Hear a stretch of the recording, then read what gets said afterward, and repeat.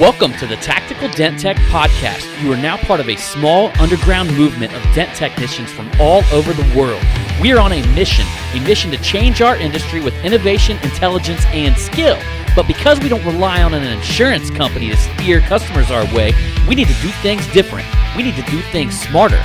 We do that through a network of technicians that we call the Tactical Tech Movement. Now let's get this revolution started. Hey, what's up, everybody? John Hiley here with Angela Hiley on the Tactical Dent Tech Podcast. So I hope everybody's doing well out there today. And this is going to be a Marketing Monday podcast. Ooh, but we're going to get a little bit in depth because I think I've talked to you guys in the past about how essentially individual behind the business, when you begin putting a personality behind the company, you're going to 10x your business. Because this day and age, I mean, you really don't trust just a logo anymore, okay? You see it in a lot of businesses right now. A lot of people are using influencer marketing, which I used, and I've been used for influencer marketing. Well, not used. I'm obliged to do it because usually I get a free tool out of it. But that being said, it's one of them things where, and that's kind of how, I'm going to take a step back.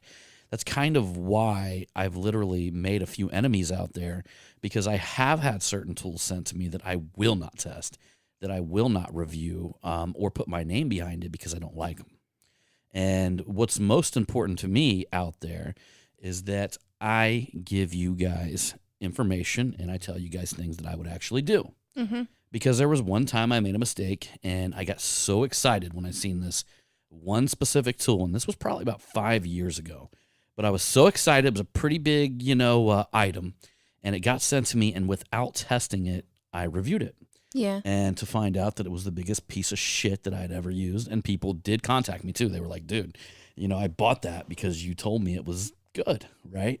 Oh, and then here it wasn't. Yeah, but it looked so cool and it seemed, but sometimes the functionality of things, and then later on I learned the company who brought it out, which they're not around anymore, but they weren't big into functionality. They were more into a cool look and a cool feel, but then when it came to functionality and field testing, it was just, there was nothing there. So that being said, long story short, something I want to talk about today is that when you put an individual behind a business, okay, or let's say when you put yourself behind your business and you begin to become the face of your business, and you put a person, a face, and you attach that to your business with, the right type of personality behind it, you can definitely 10x your business, okay? Meaning that when people, they don't really associate you with just a logo anymore. They associate your business with you and you with your business, okay? And in all honesty, in the paintless dent removal realm, most people are not building a scalable business that they're going to sell to somebody at one point. Now, you may take your business, you may sell it to another dent technician, you may sell it to somebody you train. I don't know. I've heard stories of that, but I've heard more stories of people who just end up retiring and their business kind of just fades out, right? Yeah. Because it's not a big sellable item. I mean, whenever you look at, for instance, Shark Tank, I think we've all watched Shark Tank, but one of the first things that the investors will look at is the business quickly scalable? And when you have a business that's quickly scalable, it basically means that you're able to hire less expensive labor, train them quickly, be able to handle a turnover, and pretty much all the things that paintless dent removal is not, okay?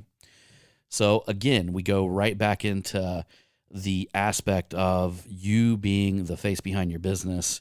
In the grand scheme of things, I think for most dent technicians, it's a good thing rather than a bad thing, okay? Now, I have heard big, Fortune 500 companies and stuff like that who have had to scale back from one individual being the face of the business because when they go to sell it, investors get involved, stuff like that. The motherfucker dies or does something stupid, you know what I mean? Yeah. And they're in a lot of trouble. I mean, we got Jared from Subway, right? Yeah. That fucker fucked up and did something really bad, and now Subway had to totally disown him, right? Yeah. So, but anyhow, jumping back onto the perspective, what I want to talk about here today is how, a lot of people are like, well, I want to be the face of my business, but I don't look like a dipshit. I don't want to go out there and say the wrong thing, I think it all really boils down to just one aspect of your personality, okay? Mm-hmm. And that aspect of your personality that you really have to work on harnessing, because I think everybody has issues with this at some point. Everybody doesn't really understand it, and that's why I think this is such an important podcast. And this is why I want to cover this aspect, because it's one of them things that we feel inside, we don't talk about, and I just don't think a lot of people really understand it. And what that is, the difference between being significance-driven and value-driven, okay? Because just about everything that you do in your business is going to be driven from one or the other. It's going to have that look, okay? And I'm going to give you guys an example here, and I'm going to give you guys a real-world example of how you can either create a massive following with people in your own community who know, like, and trust you, or you can create a bunch of people in your community that are indifferent to you and really just may not even like you, right? Mm-hmm. And that all breaks down to, again, that's significant driven versus value driven. So significant driven, I know a lot of you guys are probably around my age or maybe even older. Some of you guys are younger, but we're all in general probably around the 30s, 40s, 50s range. Yeah. I'd say in general, the bulk of the audience is. So a lot of you guys remember the WWF or the WWE now that it is, okay? Mm-hmm. And you would see this contrast. Somebody I'm going to bring up is Hulk Hogan and Iron Sheik, okay? Now, Hulk Hogan knew he was a bad motherfucker, right? Yeah. He did. I mean, he stood up there, no doubt. He knew he was a bad motherfucker. But what was the biggest key that was driven? He wasn't self-centered. It wasn't his character, okay? I know him probably in person or whatever. I'm just talking about his character was not self-centered. It was all about the Hulkamaniacs. Yeah. And it was all about him being the force of one. Yeah. And every little kid, including me, myself, dreamed of being this big motherfucker. Yeah. That was like the force of all. He came out with the American flag, and he was just, giant dude. He was kicking ass. He was always on the brink of failure and had major comebacks, just everything that a hero actually does, all right? And what he was projecting during that time was being very, very value-driven, meaning that he was giving value to many more people. There was a lot of people seeing themselves as him, vicariously living through his battles, as most little kids do with superheroes. Yeah. And there's probably a good handful of adults that grew up living through them as well. And still do. There's still probably a decent amount of Hulkamaniacs out there. All right. And yeah. So, but I want you guys to contrast that with somebody like the Iron Sheik, okay? So the Iron Sheik came out and all he did was ridicule people.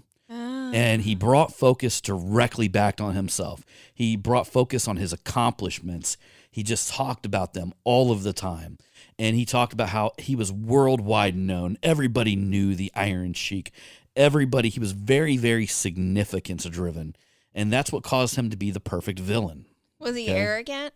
Very arrogant, very significance driven. And I want to say that, guys, we all know people that we've gotten conversations. I mean, have you ever ran into somebody who just drives you fucking crazy with that bullshit? Like, oh, well, and they always turn the subject back on themselves. Like, if you're in a conversation with them, everything that you say in their mind, it has something to do with them personally. So they absorb everything that you're saying to them. They don't relate, they don't conversate, but they say, oh, well, then they just turn it into a story about themselves. Yeah. Them are people who are very, very significance driven. And the problem with that is that it's it literally is on all honesty, it's being insecure. The moment that you have to remind people over and over again of how significant you are, you've actually got to tell them. You've got to bring the light back on yourself. You've got to bring the conversation back to yourself. You've got to point the light on you. You're insecure. Yeah, it's like the whole thing. It's like, who are you really trying to prove this to? Yeah. You're not trying to prove it to the people around you, because a secure person, like who is value driven, is just going to understand. They bring enough value to the world. They bring enough value to people around them that it's not very comfortable to even have people praise you, you know, because you're so focused on bringing value to the world and the people around you. Okay. So there's a big difference. And I'm telling you guys that literally anybody who's super, super significant driven is to stay away from them, to get away from them. You know, you want to surround yourself with people that are value driven, that take the focus off themselves and focus on giving value to other people, you know? And that being said, just as an individual in a community, whether it's the online dent removal community, whether it's the, your actual community, the more value that you can give to your community and people around you, the more you're going to be respected by others. All right. So now there's a time where you got to talk about your accomplishments. There's a time when you've got to, but you brief on them. And a lot of times you guys will hear me on my webinars and stuff like that. Like, I understand, human emotion and what it takes to get people to connect with you, And one of the things is when you do state your accomplishments, you always go, but it wasn't always that way. Yeah. And then you go into your story, the hard times, like what you went through, because that's really when you're going to connect. You're never really going to connect with people when you're per se bragging about yourself. Yeah. Where you connect with people is on the hard times, the story that led you to where you're at today. I know all of us have one. I know you guys out there, everybody has some sort of fucking horrible story that or something that they had to overcome to get to where they're at today and now. What I'd recommend is, as an individual, is cultivating that story and putting that story in your message, because that's what's going to bring the real connection. That's what's going to cause people to say, it's going to cause people to remember you. It's going to cause people to remember your story. And they're not going to be like, God, that asshole just wouldn't shut up. Yeah. Because ultimately the people who live that significance-driven life where, here's the difference. They're always, all day long, they're thinking, oh, how can I get the light shining on me? Oh, what could I do to make people, they're thinking they're just me, right? And when you're a value-driven person, you think, what can I give to the world today? Yeah. Without any strings attached, and just having faith that it's going to elevate you to the next level. And it takes faith to be value-driven. To be significant-driven, it just takes kind of selfishness, really, is ultimately what it takes. So no matter what you do, even, guys, if you go back to like Greg McAfee, for instance, I had him on one of our old podcasts. It was a John and Tom podcast. It was probably the episode in between 1 and 10. I know it wasn't 1, but, it was later on. It was probably 7, 8, 10 or something like that. And you guys can go check that out. That podcast is still out there. But on that podcast, we had Greg on there, and he had a compelling story. The guy owns the largest heating and air conditioning company in the Midwest. It's a massive operation, but his whole story is driven by him. And it's driven by his story of like having, was it like $230 some in a truck? And he has an entire story, like what he started with, how much money he had, the job that he lost, the faith that nobody had in him. He only had faith in himself. Everybody around him was to the point to where they're just like he literally gets fired from a heating and air conditioning job and then goes and opens up a heating and air conditioning company. Yeah. And if you could imagine being a young fella at that time, your family, your mother, father, your ex-employer, coming to you going, what the hell are you thinking, dude? Go get another job. Yeah. Dude, you just got fired from being a heating and air conditioning person. I think he ended up buying that company, by the way, eventually. Really? Yeah, so the guy who fired him, he ended up buying the company out. That's interesting. But long story short, he talks about how he didn't like school, and he, which is a compelling part of the story, and it has a relatability to it. You actually find your vulnerable side has more relatable things to it than your guarded side, if that makes a sense. Yeah. It makes sense, that guarded side where you're always like, well, I don't know if I want to say that shit. If I say I didn't like school, I'm going to piss off all the teachers in my community. And you start overthinking like who you're going to piss off when you say things, when probably your fucking teachers would get up and say, well, I hate school too. I hate it now. I teach here, right? Yeah, right. And you ultimately like you disable yourself when you do not allow yourself to be vulnerable. Vulnerability is like a superpower. And I will tell you, it took me a long time to learn that. And I didn't feel like I was really preaching my message until I began to become vulnerable and put myself out there and just say the things that I'd been holding back. And in all honesty, I felt like I was living with all these skeletons in my closet that I hadn't told anybody about, including, you guys know, in one of my previous podcasts, I talked about how early on I was convicted of a felony of trafficking LSD. And, it's back whenever John was only, he was just being born at the time. Yeah. And I mean, this was like 18 years ago now.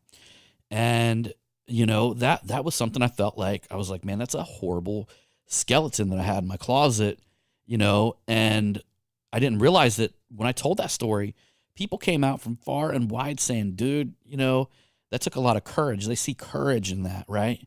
And then also so many people knew it was also very relatable. Very relatable. And other people had been in similar situations. Yeah. It's like your powers in that story. Like I stood up on the stage at Dayton Social Media in front of this whole community and told that story. Yeah. And I had literally more people walk up to me after the event and during the event than any of the speakers there. Okay. And then on top of that, I had more speakers talk about my story during their stories than anybody else. My story, anybody who was there when they heard it, every single speaker cited that was actually there when they heard it. Yeah, especially Brian Vanzo. Yeah, up until Brian Vanzo. And you guys know he's a good friend of ours. He's on one of our been on one of our podcasts here, and he was just on me and Wasfi's podcast. We need to get him back on here again. Yeah, the Tactical Mentors podcast. So, and we became very close friends with him, and that was all from becoming vulnerable. And if I wouldn't have done that, if I would have just been, the type of person who just went up there and told the very, very least about myself, it would have been good, but it wouldn't have been memorable. Exactly. Yeah, it wouldn't have been memorable. And I mean, that's the thing that you guys got to think about. All right. So did it hurt me in business? Absolutely not. It excelled my business. Okay. Yeah. I mean, that's just the way things are.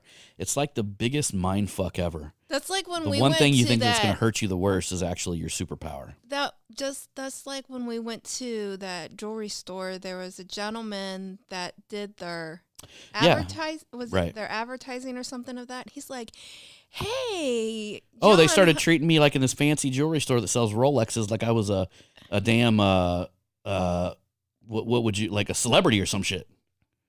I guess, but he was just like, yeah, I was there at Dayton Social and listened to you speak. And he's like, man, I didn't even realize you lived around here. And I shit you not, we didn't even have to wait. And I bought literally something that would be very, very inexpensive at that jewelry store. I mean, it was probably one of the least expensive watches that they had. But I went in there because they got these new G-Shock watches. Yeah. And I wanted to try one out. So I bought, which is not super inexpensive, but it was, I think the normal price was $600, but they brought it down to like $500 for me. And it's like this carbon fiber face G-Shock watch. It's pretty bitchin', dude. It's been like my favorite watch I've ever had. And, but anyhow, long story short, like I didn't feel like we really waited that long, but they gave her a pair of diamond earrings for waiting. Yeah, but you stood there and talked to those two guys probably for a good 45, 50 minutes about just advertising and Instagram and this and that. And I mean, they just wouldn't shut up. It just kept going and going. Yeah, she basically had to drag me out of there. And but anyhow, that just goes to say that like it didn't hurt me at all by telling my story. In fact, it empowers you when you get deeper into the bad parts. And you got to focus on that, man. And I know what it is, man. Like there's so many people that think that they've got to focus on their self being significant And that's a quick way to be very, very insignificant. It's a very fast track for people not to like you because nobody wants to be around an arrogant prick. And that's really what you become when you start focusing on yourself. Yeah. So if you do at some point have to give your qualifications, follow it up with, but it wasn't always that way. Yeah. And talk about the hard times. Spend like literally maybe 2% of your time talking about your qualifications and then drill home the hard times, you know, and let people know what you overcame to get to where you're at, because that's going to be more valuable than you potentially bragging about yourself. Well, yeah, and it also makes a lot of people feel more comfortable.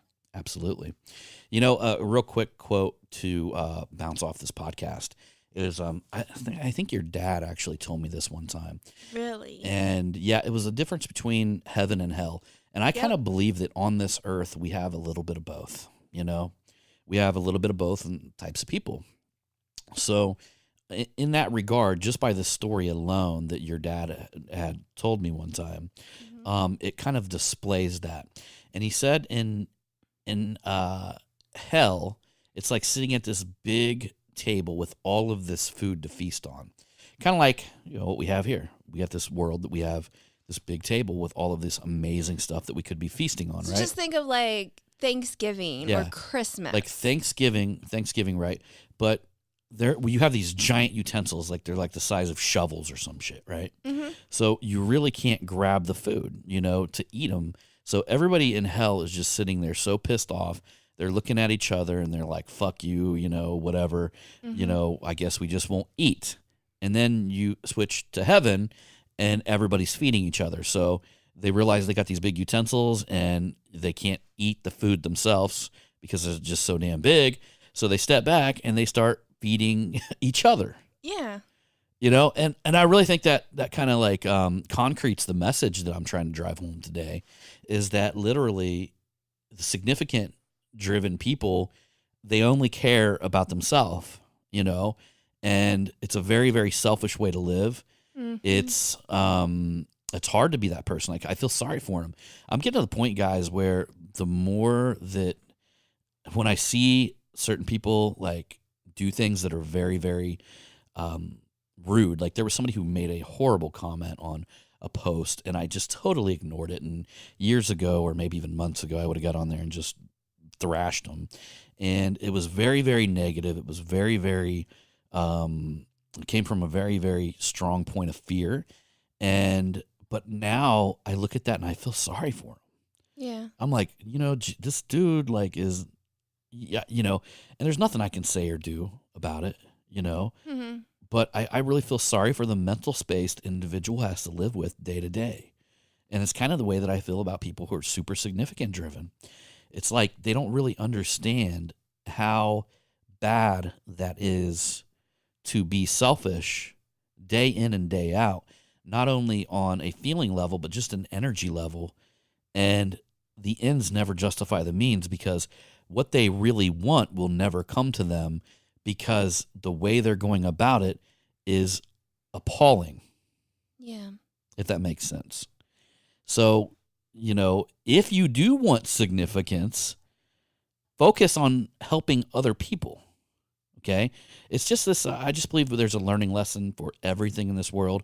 And the learning lesson is almost the exact, do the exact opposite is usually what it is. Yeah. If you want something so bad this way, do the exact opposite to get it. Remember, we're all fluffy bunnies just trying to work through our issues. Even me. So anyhow, y'all, I appreciate you guys for this podcast. I hope this hits home for some of you guys.